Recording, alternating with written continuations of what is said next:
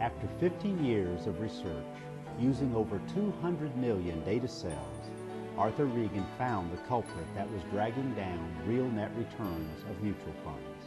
It was adverse selection, which is the systematic selection of more losers than winners, usually on a 75 to 25 basis ratio. The persistence of adverse selection in the selection of mutual funds is responsible for reducing the average investor's gross return of 8 to 10%, which is acceptable, to a 1 to 2% net real return due to fees, expenses, taxes, and inflation, which is totally unacceptable. At this rate, using the rule of 72, it would take all your earning years to double your principal sum, not an acceptable expectation.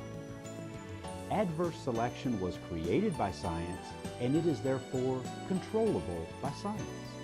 In the early 1950s, when there were only 100 mutual funds, it was relatively easy to pick the winners.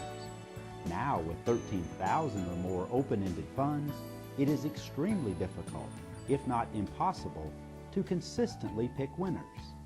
Reversing the adverse selection and narrowing the gap between gross and net real returns is the purpose of the Mutual Fund Winners spreadsheet. By reversing these odds scientifically, many more winners than losers can now be easily and consistently picked. The successful use of the Mutual Fund Winners spreadsheet that has been using science to pick winners since 1994 flies in the face of the old notion that nothing can be done to reverse the corrosive effects of adverse selection. And that's got to be great news. Watch this next video clip to see how the Mutual Fund Winners spreadsheet can work for you.